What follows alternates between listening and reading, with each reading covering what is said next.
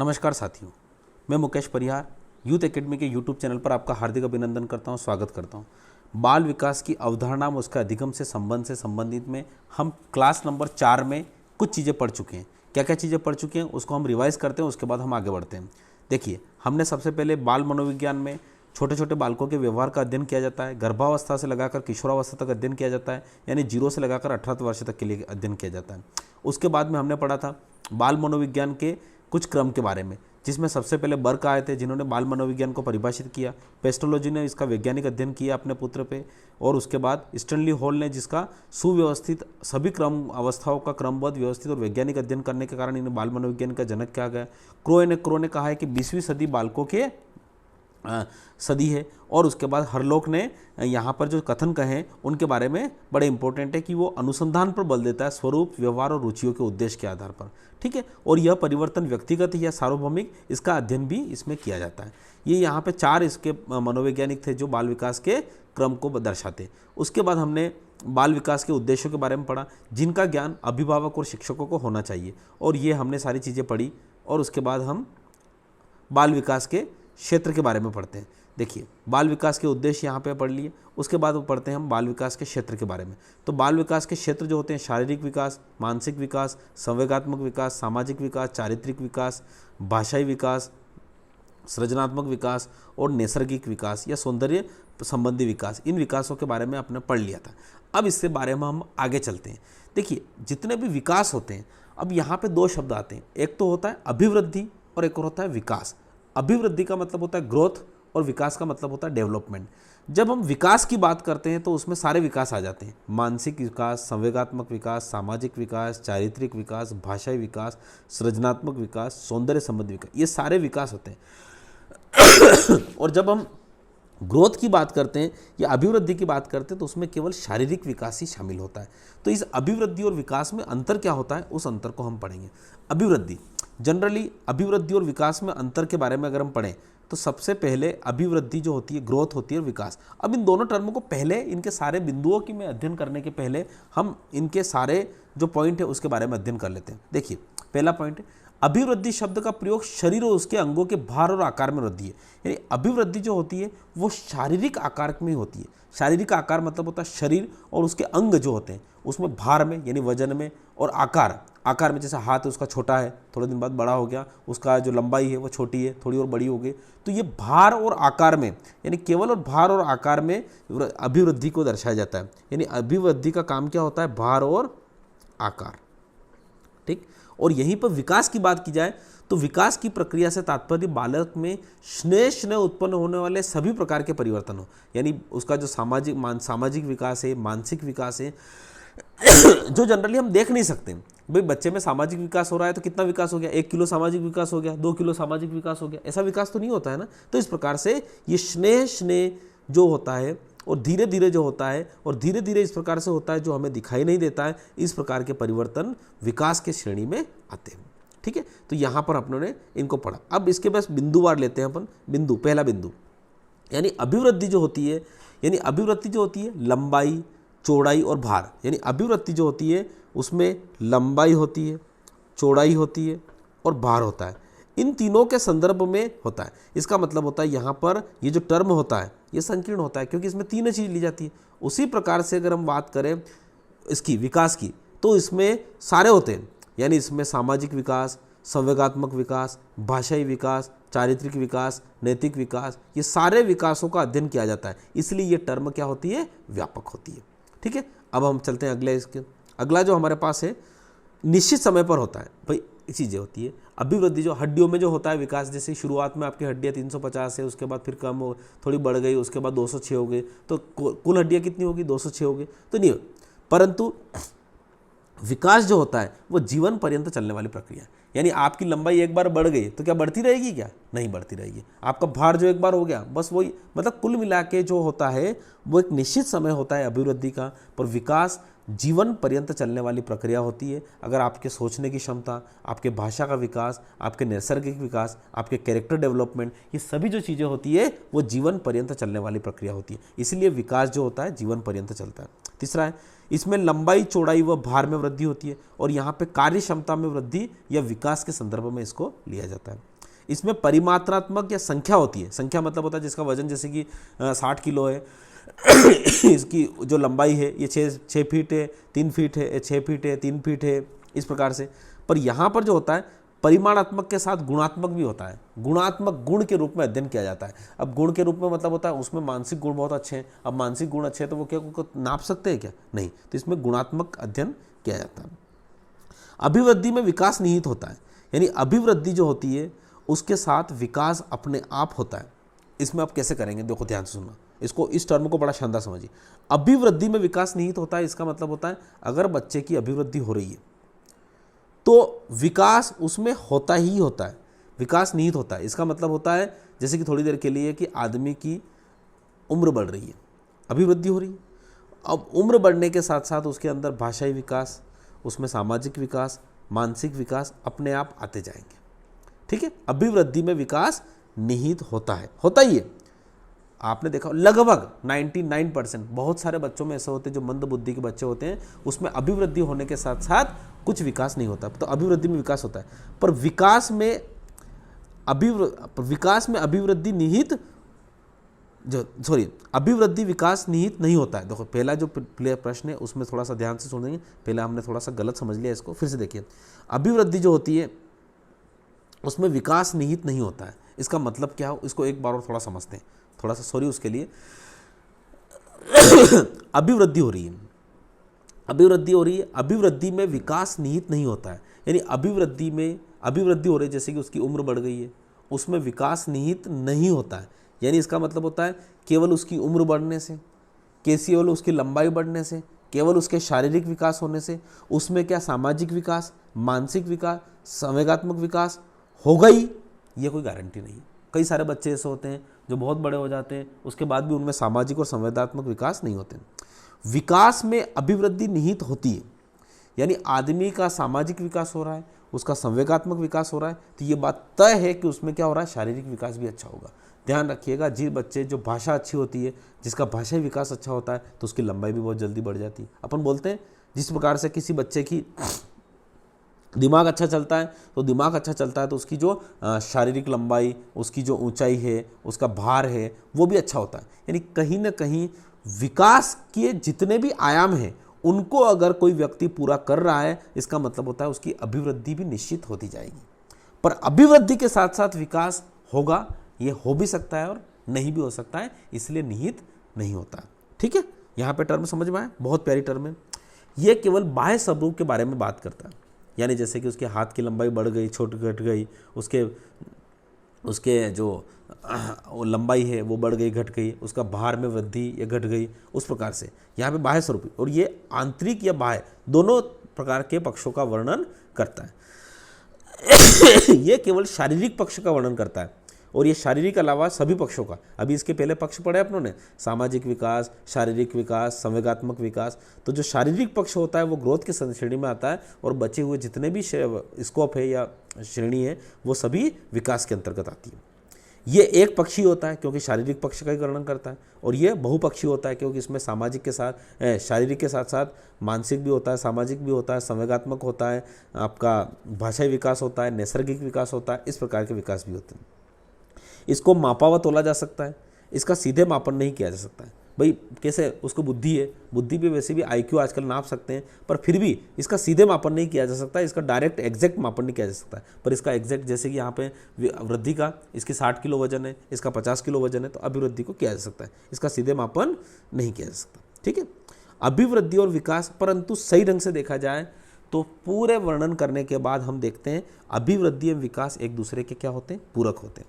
पूरक का मतलब होता है अगर आपकी अभिवृद्धि बिल्कुल नहीं हो रही है और आप विकास की कल्पना करो तो ये जरूरी नहीं है, और विकास बिल्कुल नहीं हो रहा है तो अभिवृद्धि होगी, ये इसका नहीं। इसका मतलब होता है दोनों एक दूसरे के पूरक हैं। अगर अच्छा शारीरिक विकास होगा तो उसका मानसिक और सामाजिक विकास भी होगा, और अच्छा शारीरिक, मानसिक और सामाजिक विकास हो रहा है, उसका संवेगात्मक विकास हो रहा है, उसका भाषाई विकास हो रहा है, तो उसका शारीरिक वृद्धि भी उसकी होगी। यानी दोनों एक दूसरे के पूरक है, both are supplementary to each other. ठीक है, हम आगे बढ़ते हैं अब बाल विकास की अवस्थाओं के बारे में। बाल विकास की अगर अवस्थाओं के बारे में बात करें हम, तो बाल विकास की सबसे पहली अवस्था होती है गर्भावस्था, जिसको बोलते हैं प्रीनेटल स्टेज, यानी 0 से लगाकर जन्म तक। यानी भ्रूणावस्था में जहाँ पर शुक्राणु और अंडाणु का जहाँ पे मिलन होता है, उसके बाद जो जन्म, जीरो से जन्म लगाकर जन्म तक का जो सफ़र होता है वो गर्भावस्था कहलाती है। उसके बाद होती है शैशवावस्था। शैशवावस्था मतलब होता है इन्फेंसी। इन्फेंसी का मतलब क्या हो रहा है, जन्म से लगाकर 6 वर्ष तक के शिशु का बोला जाता है। ये जो अवस्थाएं पढ़ रहे हैं ये बिल्कुल एकदम सार्वभौमिक है, universal stages of child development, यानी ये किसी ने बताई नहीं है, वैज्ञानिकों ने बताई, किसी ने नहीं बताई, ये इस प्रकार से। बाल्यावस्था 6 से 12 और किशोरावस्था यानी एडोलसेंस जो होती है 12 से 18, ये जनरली अवस्थाएं होती है। एक और होती है प्रौढ़ावस्था, जो 18 से ऊपर जितना भी आदमी होता है वो उसको प्रौढ़ावस्था बोलते हैं। अगर हम सही ढंग से बात करें तो बाल विकास की अवस्थाएं यानी बालक के विकास के सारे आयामों को अगर अध्ययन करना है तो उसकी अवस्थाएं 4 होती है, पर केवल विकास की अवस्थाएं को बात करें तो मानव विकास की अवस्थाएं कितनी होती है, 5। ये जनरल क्लासिफिकेशन है, ये किसी मनोवैज्ञानिक ने कुछ नहीं बताया, बस इसी के बारे में। अब हम आगे चलते हैं। अगर हम आगे चले तो रोस ने बताया, रोस के अनुसार हम देखो यहाँ पे 3 बताएंगे, रोस और हरलोक, इन दोनों के बारे में बताएंगे। तो रोस के अनुसार शैशवावस्था 1 से 3 वर्ष की होती है, ठीक है, और उसके बाद बाल्यावस्था को इन्होंने 2 भागों में बांट दिया। देखिए ध्यान रखिएगा, बहुत सारे जो मनोवैज्ञानिक हैं वो गर्भावस्था को तो मानते भी नहीं है। तो इस प्रकार से रास के अनुसार जो अवस्थाएं होती है वो शैशवावस्था उसकी प्रथम अवस्था होती है। कई बार एक बार एग्जाम में क्वेश्चन भी पूछा गया कि रोस के अनुसार प्रथम अवस्था कौन सी होती है, ये बाल विकास की प्रथम अवस्था कौन सी होती है, तो शैशवावस्था होती है, ठीक है, ध्यान रखिएगा। तो शैशवावस्था कौन सी हो रही है, 1 से 3 वर्ष। इन्होंने बाल्यावस्था मतलब होता है चाइल्डहुड को 2 भागों में बांटा है, पूर्व और उत्तर। पूर्व का मतलब होता है प्री और उत्तर का मतलब होता है लेट, यानी प्री चाइल्डहुड और लेट चाइल्डहुड। तो प्री को इन्होंने 3 से 6 और उत्तर को 6 से 12, यानी कुल मिला के उन्होंने आपके यहाँ पर जो शैशवावस्था, देखो हमारा पूरा क्लासिफिकेशन इसके ऊपर, जो जनरल क्लासिफिकेशन है उसके ऊपर ध्यान। जनरल क्लासिफिकेशन में शैशवावस्था जो होती है वो 1 से जन्म से लगाकर 6 वर्ष तक होती है, पर यहाँ पे शैशवावस्था 1 से 3 वर्ष, और वो जो 3 वर्ष थे वो पूर्व बाल्यावस्था को दे दिया, और उसके बाद जो पूरा बाल्यावस्था था तो 6 से 12 उसको उन्होंने उत्तर बाल्यावस्था दे दिया, लेट चाइल्डहुड दे दिया, और उसके बाद जो किशोरावस्था है वो 12 से 18। ध्यान रखिएगा, इसको क्लासिफिकेशन है, एग्जाम में क्वेश्चंस पूछे जाते हैं, ठीक है, याद हो गया आपको। जो आपका जनरल क्लासिफिकेशन वो क्या है, वो है गर्भावस्था, जन्म से, जो आपका जनरल क्लासिफिकेशन है वो क्या है, शैशवावस्था जन्म से 6 वर्ष, बाल्यावस्था 6 से 12 वर्ष, और किशोरावस्था 12 से 18 वर्ष, ये रहता है। परंतु रोस के अनुसार शैशवावस्था 1 से 3 वर्ष शुरू हो रही है, पूर्व बाल्यावस्था 3 से 6, और उसके बाद उत्तर बाल्यावस्था और किशोरावस्था, इस प्रकार से, ठीक है। अब एक और होता है हरलोक महोदया। हरलोक जो है वो लेडी है, और वो उन्होंने जो दिया है इसको ध्यान से सुनिएगा, इसके बारे में क्वेश्चन पूछे जाते हैं। इन्होंने क्या किया, इन्होंने देखो सबको मैं एक बार पहले लिख देते हैं, पूरा कंप्लीट आपके पास पूरा पढ़ लेते हैं, उसके बाद इनको याद करने की कोशिश करते हैं हम। ये पूरा इन्होंने 11 अवस्थाओं में बांटा है। कितनी अवस्थाओं में, 11। ध्यान से सुन लेना, कितनी अवस्था है, हरलोक महोदय के अनुसार 11 अवस्था, और इन अवस्थाओं के बारे में एग्जाम में पूछा भी जाता है। देखिए हम बात करते हैं सबसे पहले गर्भावस्था। गर्भावस्था जो होता है गर्भाधान से जन्म तक, तो इस पहली अवस्था को याद करने में कोई दिक्कत नहीं होती, क्योंकि गर्भावस्था क्या होती है, जब गर्भाधान से जन्म तक की होती है, ठीक। उसके बाद शैशवावस्था, ध्यान रखिएगा, इन सब की तुलना रोस से और जनरल से करके याद करिएगा। फिर से मैं बता रहा हूँ, फिर से क्या बता रहा हूँ, इस 11 ही अवस्थाओं को याद करना है आपको, तो इसको हमारी जो जनरल क्लासिफिकेशन है और रोस के अनुसार क्लासिफिकेशन है उसके हिसाब से याद करिए। हमारी जनरल क्लासिफिकेशन बोलती है कि सबसे पहले शैशवावस्था होती है, शैशवावस्था होती है जन्म से 6 वर्ष, और 6 से 12 बाल्यावस्था, और 12 से 18 किशोरावस्था, ये हमारी जनरल क्लासिफिकेशन होता है। और रोस के अनुसार 1 से 3 वर्ष, तो शैशवावस्था हरलोक के अनुसार जन्म से 2 सप्ताह होती है। यही शैशवावस्था रोस के अनुसार जो होती है वो 1 साल से 3 साल के बीच में होती है। और ध्यान रखिएगा, वही शैशवावस्था हरलोक के अनुसार जन्म से 2 वर्ष के लिए होती है, ये 2 सप्ताह तक होती है, ठीक। अब उसके बाद होता है, ध्यान रखिएगा यहाँ पर बाल्यावस्था, देखो ध्यान रखिएगा, उत्तर बाल्यावस्था देखो ये 7वें वर्ष से 12 वर्ष तक, यानी जन्म से लगाकर 12 वर्ष तक जो होता है वो जन्म से 12 वर्ष तक हमारे पास अगर रोस के अनुसार देखो तो 3 अवस्थाओं में बता रहा है। कौन कौन सा, शैशवावस्था, पूर्व बाल्यावस्था और उत्तर बाल्यावस्था, रोस के अनुसार। और हमारे हिसाब से देखो तो 2 ही अवस्था हो रही है, जन्म से शैशवावस्था 6 तक और 6 से 12 बाल्यावस्था, ठीक है। परंतु अगर हम ये बात करें हरलोक के हिसाब से तो हरलोक ने इसको 4 भागों में बांटा है। कितने भागों में बांटा है? 4 भाग। ऐसे याद करिएगा तो याद होगा। यहाँ पे शैशवावस्था जन्म से 2 सप्ताह तक, बचपनावस्था तीसरे सप्ताह से 2 वर्ष तक, और पूर्व बाल्यावस्था तीसरे वर्ष से 6 वर्ष तक, 3 से 6 वर्ष तक। ध्यान रखिएगा। फिर आ जाइए आप रोस के पास। रोस ने भी क्या कहा था? रोस ने भी पूर्व बाल्यावस्था को क्या बोला था? 3 से 6 बोला था। और उसके बाद वही 6 से 12 यानी 7 से 12, वो बात एक ही है पूरी।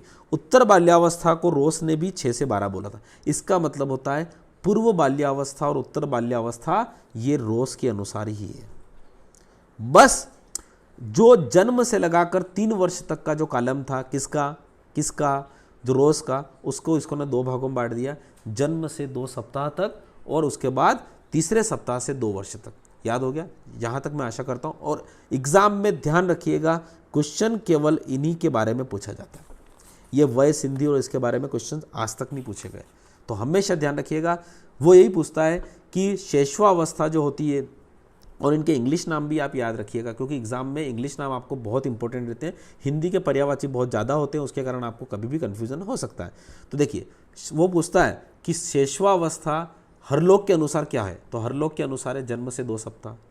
जनरल है जनरल है आपकी जन्म से 6 वर्ष, और रोज के अनुसार है जन्म से 3 वर्ष, यानी 1 से 3 वर्ष। ध्यान रखिएगा। बचपनावस्था केवल और केवल हरलोक की है, बचपनावस्था रोज की नहीं है। ऐसी कोई बेबीहुड नाम का, ध्यान रखिएगा, बेबीहुड नाम का कोई भी टर्म ना तो हमारे जनरल में है और ना ही हमारे रोज के अनुसार है। ठीक है, ध्यान रखिएगा। तो बचपनावस्था केवल और केवल रोज की होती है, वो होती है तीसरे सप्ताह से 2 सप्ताह। ओके, समझ पाए? उसके बाद आता है पूर्व बाल्यावस्था और उत्तर बाल्यावस्था। ये पूर्व बाल्यावस्था और उत्तर बाल्यावस्था तीसरे वर्ष से 12 वर्ष तक की होती है। तो तीसरे वर्ष से 12 वर्ष के बीच में अगर हम देखें, तो तीसरे वर्ष से 12 वर्ष के बीच में मतलब 3 से 12 के बीच में देखें तो अर्ली चाइल्डहुड और लेट चाइल्डहुड होता है। अर्ली चाइल्डहुड और लेट चाइल्डहुड रोज के हिसाब से भी होता है, और उसी प्रकार से यहाँ पर रोज अपने हरलोक के हिसाब से होता है। तो इसका मतलब होता है ये दोनों बिल्कुल समान है। अब उसके बाद यहाँ पर बचा 18 साल तक। तो यहाँ पे देखिए 1 साल पबर्टी, पबर्टी का मतलब होता है वय संधि। ये वय संधि जो है ये केवल और केवल हरलोक ने दी है। ध्यान रखिएगा, वय संधि केवल और केवल हरलोक ने दी, क्योंकि रोज के अनुसार 12 से 18 किशोरावस्था है, और हमारा जनरल क्लासिफिकेशन है, सामान्य वर्गीकरण है, वो भी 12 से 18 किशोरावस्था है। पर इन्होंने किशोरावस्था को लगभग 2-3 भागों में डिवाइड कर दिया।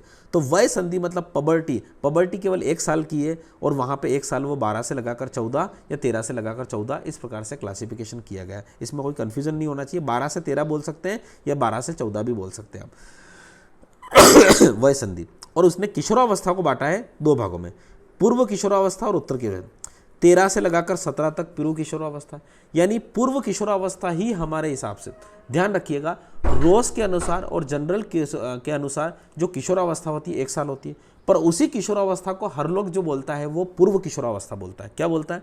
पूर्व किशोरावस्था, जिसको 17 साल तक, यानी लगभग वही 12-13 साल से लगाकर 17 साल तक की जो उम्र होती है वो किशोरावस्था होती है। हर लोग उसको पूर्व किशोरावस्था बोलते हैं, रोज उसको किशोरावस्था बोलते हैं, और हमारा जनरल क्लासिफिकेशन भी किशोरावस्था बोलता है। ठीक है, समझ पा रहे हो? उसके बाद आता है हम उत्तर किशोरावस्था के बारे में। तो उत्तर किशोरावस्था जो होती है वो ना तो हमारे जनरल क्लासिफिकेशन में शामिल है और ना ही हमारे रोज के अनुसार है। उत्तर किशोरावस्था 18 से 21 साल की होती है। ठीक है, और उसके बाद प्रौढ़ावस्था 21 से 40 तक, और 41 से 60 तक मध्यावस्था, और 60 से अधिक तो वृद्धावस्था, मतलब मरने की कगार पे आ गए हम। ठीक है, तो ये तीनों ज़्यादा इंपॉर्टेंट नहीं है, क्योंकि हमारा जो कोर्स है वो बाल विकास है, और बाल विकास में आपको केवल ये 7 के बारे में पूछेगा।